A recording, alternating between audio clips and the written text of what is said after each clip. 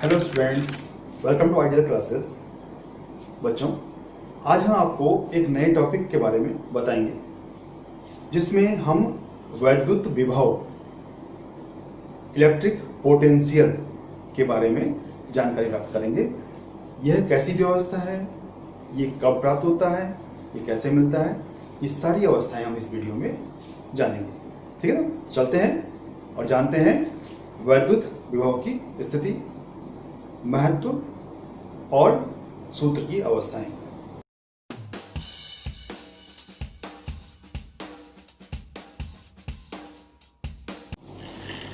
तो बच्चों, वैद्युत विभव को जानने के लिए हमें मुख्यतः एक वैद्युत क्षेत्र चाहिए जो यहाँ पर बना है हमारा, जिसमें तीव्रता E दिखाई दे रही है, इंटेंसिटी इसकी E है और ये बल रेखाएं हैं। मतलब हमारा क्षेत्र जो बन रहा है ये पूरी तरह से एक समान वैद्युत क्षेत्र है, क्योंकि यहाँ बल रेखाएं जो है वो सीधी है। ठीक है ना? इस क्षेत्र में हमें एक बिंदु मिल रहा है, बिंदु O है। ठीक है? इस O बिंदु पर हमने यहाँ पर एक परीक्षण आवेश, ये सामान्य आवेश है जिसमें हम टेस्टिंग कर रहे हैं, परीक्षण कर रहे हैं, उस आवेश को हमें अनंत में क्या होता है, ऐसी व्यवस्था जो हमारे सामने नहीं है, जिसे हम देख नहीं पा रहे हैं, वहां से हमने आवेश को इस बिंदु तक लाना है। तो ये अवस्था हमारे पास होनी चाहिए। तो ऐसी स्थिति में हमें क्या स्थिति प्राप्त होगी, वो हम यहां पर जानना चाहेंगे। देखिए यहां पर मैं इसे जूम करता हूं जिससे आपको आइडिया बन जाए, क्लियर हो जाए। ये देखिए,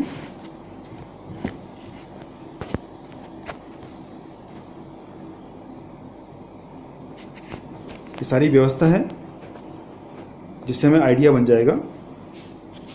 ये देखिए, ये हमारा एक समान क्षेत्र है, बिंदु इसमें O है, अनंत में एक आवेश Q0 रखा है।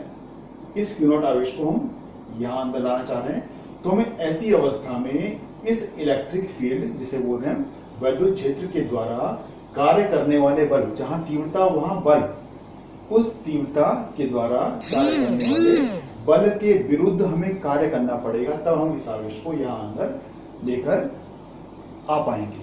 ठीक है ना? तो हमें इसके लिए इस आवेश पर एक बाह्य बल लगाना होगा।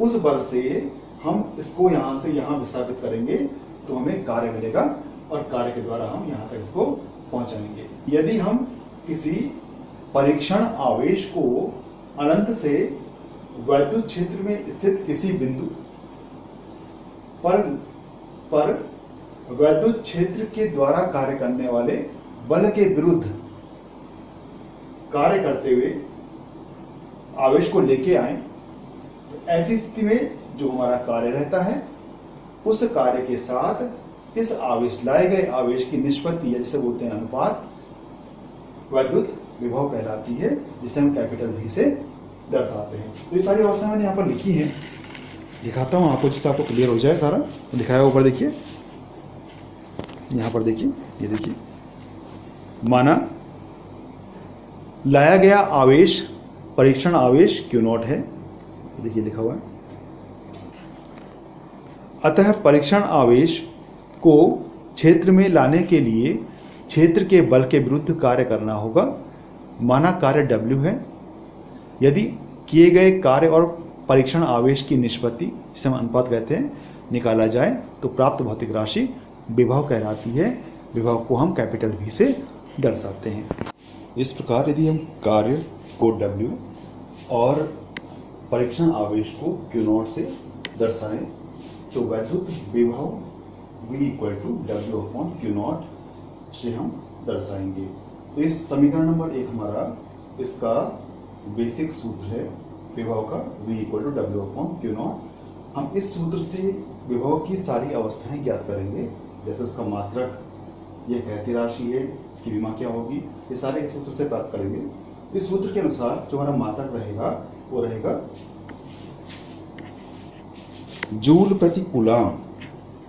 कार्य बटे आवेश है तो जूल प्रति कूलम, जिसे हम वोल्ट भी कहते हैं।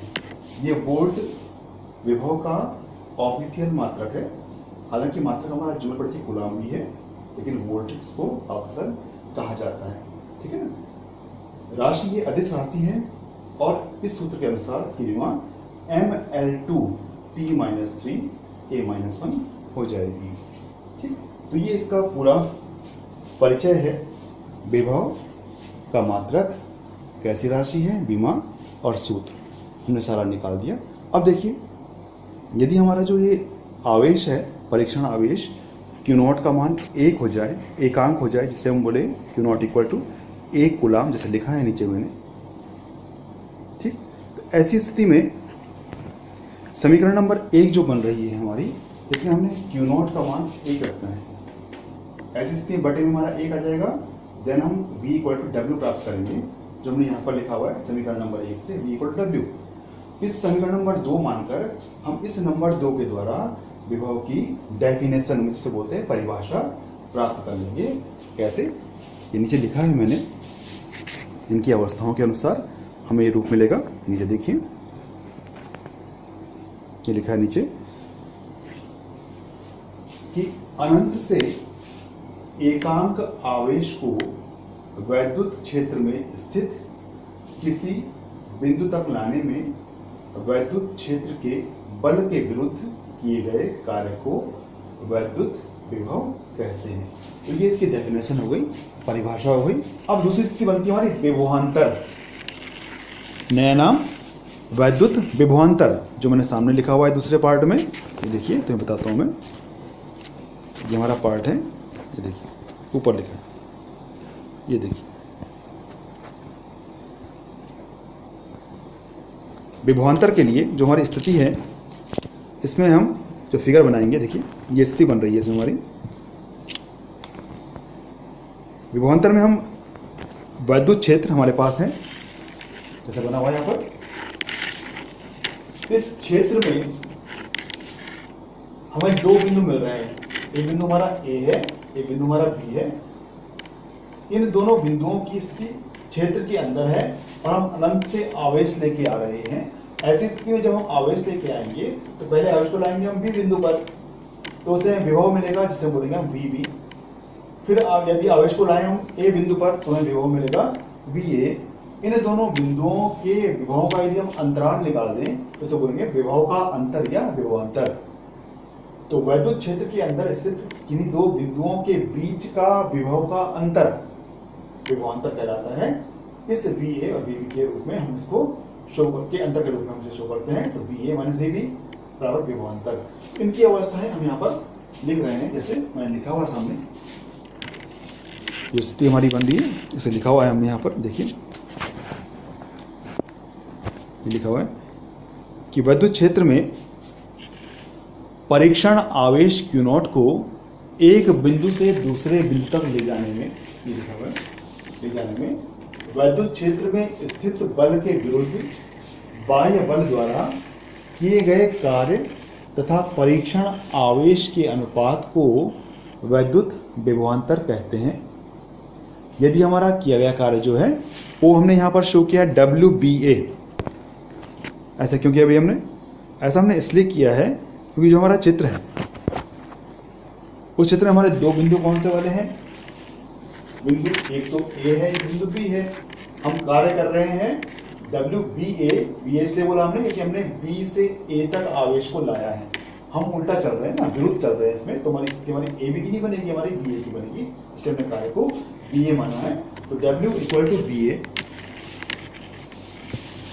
ये देखिए आवेश हमारा वही है Q0। ऐसी स्थिति में हमारा जो विभवांतर रहेगा VA minus VB equal to WBA upon Q0, समीकरण नंबर 3। राशि हमारी वही है, तो इसका मात्रक भी जूल प्रति कूलाम या वोल्ट ही होगा, जो हमारी अवस्थाएं पीछे बन रही थी। तो ये हमारा विभवांतर है। तो यदि 2 बिंदु हमारे क्षेत्र में उपस्थित हो, उनके बीच में जो अंतर निकालेंगे विभव का, उसे हम विभवांतर कहेंगे। अब एक मुख्य पॉइंट हमारा आता है कि जो हमारा ये देखिए चित्र जो बन रहा है हमारा, इस फिगर में जो हमारा बिंदु B है, इस बिंदु को माना हमने यही मान दिया कि बिंदु B हमारा यहाँ पर उपस्थित है ना। तो ऐसी स्थिति में इस बिंदु B से ही हम बिंदु A तक आवेश को लेके आएंगे। बिंदु बी यहाँ पर उपस्थित है, उसके लिए हम कार्य नहीं करेंगे कि बिंदु बी वही है जहां से हम आवेश को लेके आ रहे हैं अनंत पर, उसे हम अनंत पर मानकर यदि हम ये स्थिति दिखाएं यहाँ पर, तो हमें ऐसी अवस्था में वहां कार्य न होने से इस बिंदु पर उपस्थित विभवांतर जो हमारा VB रहेगा यहाँ पर, जिसे हम V इनफाइनाइट बोलेंगे, उसका मान यहाँ पर शून्य हो जाएगा, क्योंकि यहाँ पर कार्य का मान भी शून्य हो रहा है हमारा, है ना। ऐसी स्थिति में VB बराबर 0 लेकर हम परिणामी निकालने का प्रयास करेंगे। ऐसी अवस्था में देखिए लिखा हुआ मैंने यहाँ पर मुख्य बिंदु, ये देखिए इस मुख्य बिंदु में ये लिखा है, यदि पहला बिंदु B अनंत पर हो तो उस पर विभव VB को V इनफाइनाइट या V अनंत मान सकते हैं, जिसका मान शून्य होगा। अतः समीकरण 3 में VB equal to V infinite बराबर 0 रखने पर VA माइनस VB बराबर WBA अपॉन Q नॉट। यहाँ पर देखिए ना, जो हमारी यहाँ पर स्थिति है, इस अवस्था में जहाँ हमारा B था वहाँ ये आ गया V इनफाइनाइट, है ना। यहाँ पर इसका मान 0 हो गया, तो VA minus zero equal to WA upon Q, क्योंकि हमारा B तो चले गया अनंत में, तो यहाँ केवल एक बच गया पॉइंट हमारा A, तुमने इसको शो किया VBA नहीं बोला, इसको हमने WA बोला, सिर्फ WBA नहीं बोला, WA बोला, तो WA अपॉन Q नॉट। और जब इसकी हमारी बिंदु की एक बन रही है तो उसमें AB को हम शो नहीं करेंगे, ऐसी अवस्था में हम इसको एक बिंदु ही मानेंगे, तो चाहे इसको हम VA बोले चाहे इसको B बोले, अंतर नहीं पड़ेगा हमारा, WA बोले W बोले, अंतर नहीं पड़ेगा, नॉट तो हमारा नॉट वाली अवस्था दिखा रहा है, इसलिए V equal to W upon Q nought, समीकरण 4। और ये 4 कौन सी स्थिति है जो हमने पीछे पढ़ी थी, अभी हमने पीछे पढ़ी है कि V equal to W upon Q nought क्या होता है, हमारा विभव होता है। अतः समीकरण 4 को भी हम वैद्युत विभव कह सकते हैं। इसका मतलब क्या हुआ, इसका मतलब ये हुआ कि यदि चित्र में देखिए, यदि हमारे क्षेत्र में दो बिंदु उपस्थित है ना, और यहां हम बीच में अंतर निकाल रहे हैं, तो विभवांतर बिंदु यदि एक उपस्थित है, जैसे हमारा बिंदु हमारा एक हो, और वहां पर हम अनंत से हम ला रहे हैं आवेश को, यहाँ एक हो, अनंत से आवेश लेके आ रहे हैं, तो एक बिंदु के लिए जब हम अनंत से आवेश लेके आएंगे तो विभव ही कहलाएगा। लेकिन जब दो बिंदु रहेंगे हमारे, तब उनका हमको अंतराल निकालना पड़ेगा, तब से बोलेंगे हम विभव का अंतर, या इसे बोलते हैं विभवांतर, पोटेंशियल डिफरेंस यहाँ पर निकालेंगे, ठीक है ना। तो हमारा नंबर 2 ये पॉइंट हुआ कि हम विभव और विभवांतर की अवस्था को किस तरह से प्राप्त करेंगे। अब एक और चीज देखिए, एक और बात होती है हमारी कि जो हमारा विभव रहता है, ये इसका एक भौतिक महत्व भी है।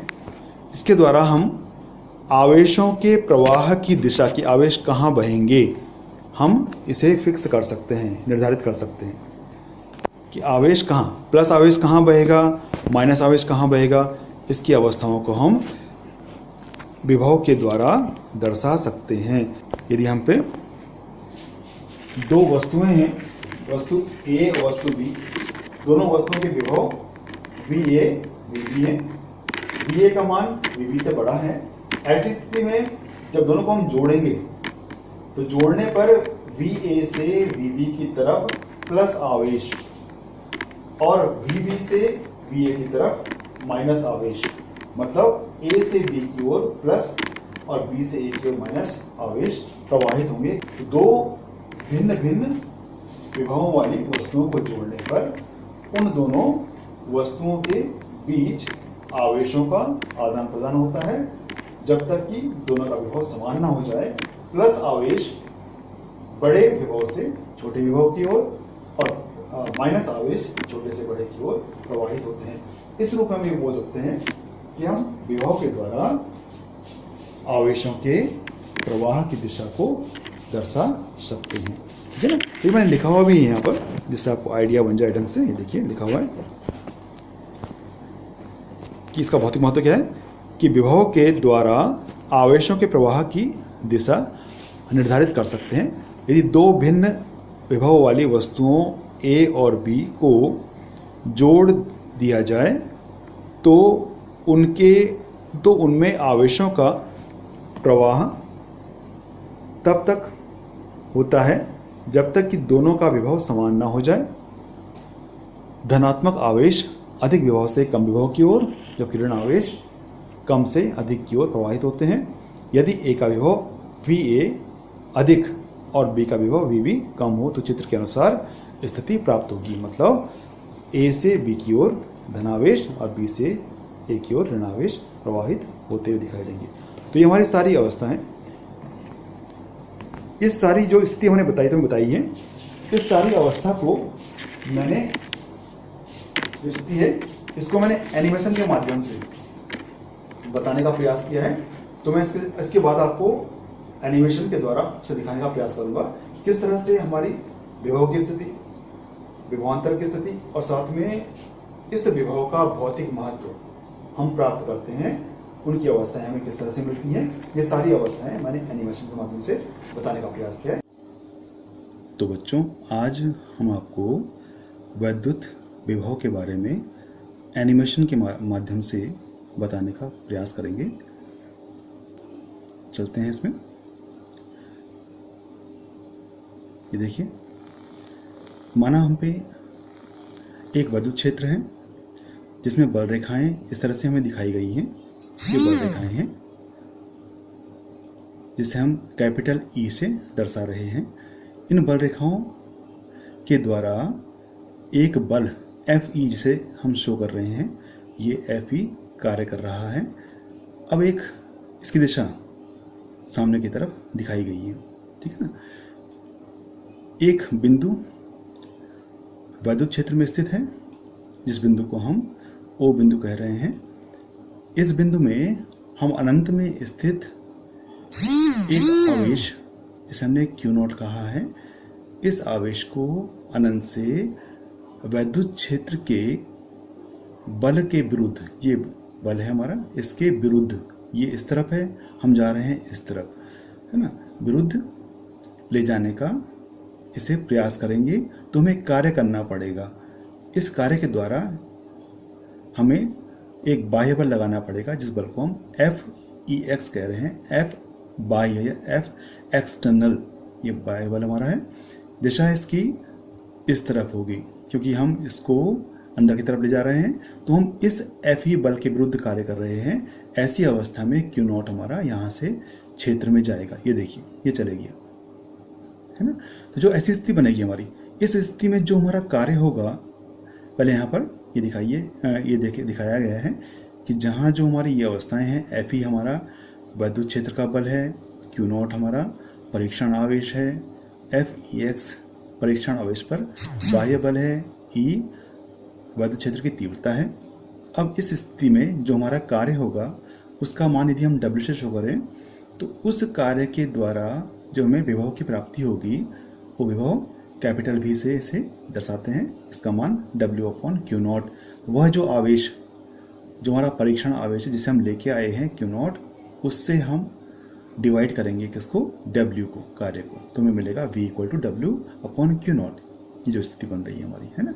इसमें जो हमारा मात्रक है, मात्रक इससे बनाएंगे, ये जूल, W कार्य का मात्रक जूल होता है हमारा, और Q माने आवेश का मात्रक हमारा कूलाम होता है, तो जूल प्रति कूलाम, और इसे हम वोल्ट भी कहते हैं, है ना। जूल प्रति कूलाम को हम वोल्ट भी कहते हैं, तो वोल्ट इसका ऑफिशियल मात्रक है ना। यह एक अदिश राशि है जिसकी विमा हम mL2T-3A-1 से ज्ञात करते हैं या दर्शाते हैं।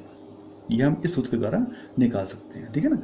नेक्स्ट देखिए, अब इसमें क्या स्थिति बनी हमारी, यहाँ पर हमें चला है पता कि यदि किसी परीक्षण आवेश को वैद्युत क्षेत्र के बल के विरुद्ध वैद्युत क्षेत्र में स्थित किसी बिंदु तक लाया जाए तो लाने में किए गए कार्य तथा परीक्षण आवेश की निष्पत्ति में होता है अनुपात को वैद्युत विभव कहते हैं। ये हमारा सूत्र से पता चला। इसमें दूसरी स्थिति बनती है हमारी जिसे हम कहते हैं वैद्युत विभवांतर। अभी तक था हमारा वैद्युत विभव, और हमारा है विभवांतर जिसे हम शो करते हैं इलेक्ट्रिक पोटेंशियल डिफरेंस के रूप में। इसकी स्थिति क्या होती है तो मैं बता रहा हूँ मैं। अब देखिए, जैसे हम पे ये बल रेखाएं हैं, मतलब यहाँ पर वैद्युत क्षेत्र उपस्थित है हमारा, दिशा इसकी हमारी बाएं से दाएं की ओर हमें दिखाई दे रही है, जिसे हम कैपिटल ई से शो कर रहे हैं, जो हमारे पास पीछे भी था। ऐसी स्थिति में हमको जो बल लगता हुआ दिखाई दे रहा है वो एफ ई है, जिसकी दिशा भी सामने की ओर ही है। ये देखिए दिखा रखा है। ऐसी स्थिति में हमको अंदर एक बिंदु मिला है, एक बिंदु दूसरा ही मिला है हमको। जो बिंदु पहला मिला है उसको हमने ए कहा है, दूसरे बिंदु को हमने बी कहा है। हालांकि यहाँ पर बी हमारा पहला बिंदु होगा क्योंकि हम उल्टा चल रहे हैं यहाँ पर। ऐसी स्थिति में पहले हम बी में पहुँचेंगे, उसके बाद हम ए में पहुँचेंगे। अब ऐसी स्थिति में जो हमारा आवेश रहेगा, ये आवेश अभी अनंत में है, जिसे हम शो कर रहे हैं, ये देखिए, जिसे हम शो कर रहे हैं क्यू नॉट से। यह आवेश बाह्य बल के द्वारा एफ ई के विरुद्ध चलते हुए बी बिंदु पर पहुंचेगा और इसी तरह से हम बी बिंदु से, ये देखिए ये चल रहा है ना, एफ ई एक्स बल है हमारा, इस बल की दिशा इस तरफ है, तो इसके अनुसार जो हमारा क्यू नॉट रहेगा यहाँ पहुंचेगा। लेकिन हमारा एम क्या है इसमें, अब क्यू नॉट को हम बिंदु बी से ए तक पहुंचाएंगे। हमारा जो एम है वो क्या है, क्यू नॉट को बी से ए तक एक्स्ट्रा पहुंचाएंगे। पहले हमारा ये बी तक पहुंचा था, यहाँ से यहाँ तक पहुंचा था, अब हम इसको यहाँ तक पहुंचा रहे हैं। तो ऐसी स्थिति में जो हमारा एक्स्ट्रा डिस्टेंस तय करने में जो हमारा कार्य होगा, उस कार्य को करने में हम बी से ए तक पहुंचेंगे। तो हमारा यह कार्य हो जाएगा। इस कार्य के लिए जो हमारी स्थिति बनेगी, इस स्थिति से हमको वैद्युत क्षेत्र में स्थित इन दो बिंदुओं से हमको विभवांतर की अवस्था प्राप्त होगी, है ना। तो यहाँ पर देखिए, यहाँ जो मिलेगा हमको विभव, जो ए बिंदु में मिल रहा है माना पी ए, क्योंकि यहाँ पर दो बिंदु मिल रहे हैं हमको, दो तरह से हम कार्य कर रहे हैं। एक बार कार्य हमारा यहाँ बी तक हो रहा है, एक बार कार्य हमारा ए तक हो रहा है। तो दोनों कार्यों से हमको विभव मिलेगा। विभव यहाँ जो ए में मिल रहा है वो हमारा वी ए है, बी में जो मिल रहा है हमारा वी बी है।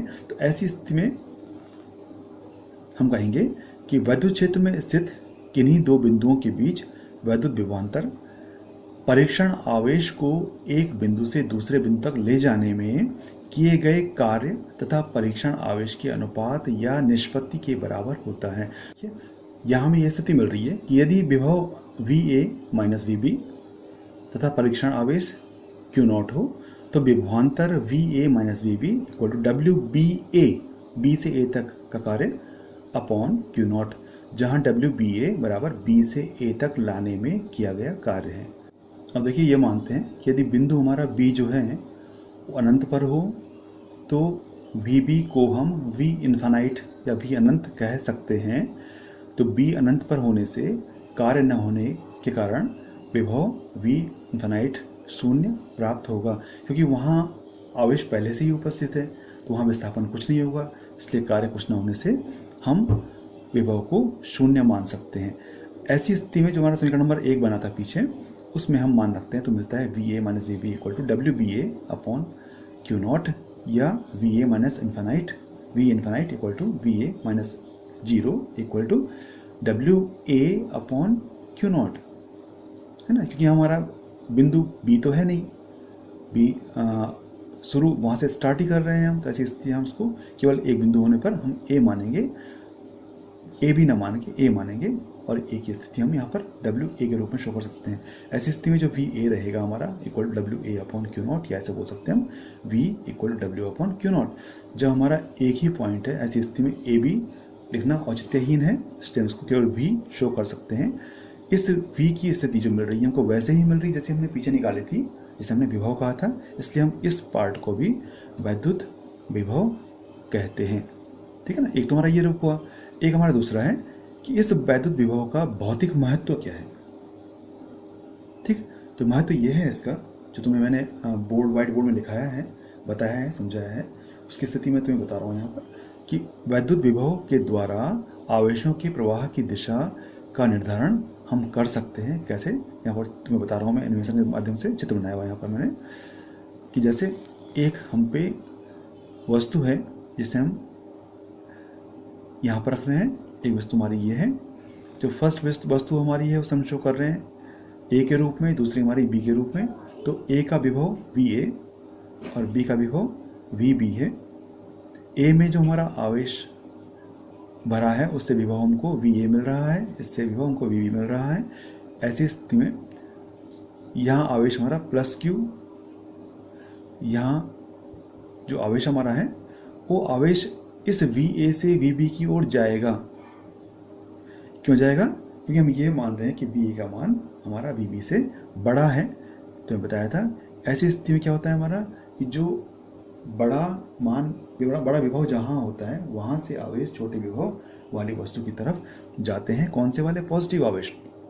लेकिन जो होता है नेगेटिव आवेश वो कम विभव वाले वस्तु से अधिक विभव वाले वस्तु की ओर जाते हैं तब तक जब तक कि इनमें बैलेंस ना हो जाए, दोनों इक्वल ना हो जाए। ऐसी देखिए यहाँ बन रही है कि प्लस क्यू यहाँ से और माइनस क्यू यहाँ से जाएंगे। ये देखो ये चले गया, यहाँ माइनस क्यू यहाँ से यहाँ चले गया। देखो ये दिखाया है मैंने। ऐसी स्थिति में हम दिखा रहे हैं कि VA इसका विभव, VB इसका विभव, और यहाँ पर VA ग्रेटर देन VB है, तभी हमको प्लस आवेश यहाँ जाते हुए माइनस आवेश यहाँ जाते हुए दिखाई दे रहे हैं। तो हमको यहाँ पर इन आवेशों की दिशा का निर्धारण करने का रूप मिल रहा है। हम ये बता पा रहे हैं कि कौन से आवेश कहाँ से कहाँ जा रहे होंगे।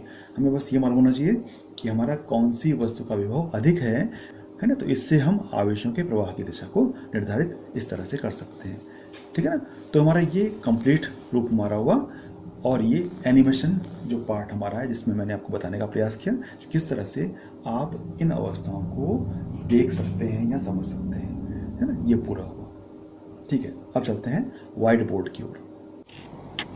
तो बच्चों, आज आपने वैद्युत विभव के बारे में संपूर्ण जानकारी प्राप्त कर ली है। किसे विभव कहते हैं, किसे विभवांतर कहते हैं, विभव का भौतिक महत्व क्या है, ये मैंने आपको पूर्णतः व्हाइट बोर्ड में समझाकर एनिमेशन के माध्यम से समझाने का पूर्णतः प्रयास किया। आशा करता हूं आपको समझ में आया होगा। आपको यदि समझ में आया है तो आप लाइक कीजिए, इस चैनल को सब्सक्राइब कीजिए, जिससे इस तरह की या इससे भी अच्छे वीडियो आपको लगातार प्राप्त हो सकें। तब तक के लिए बाय।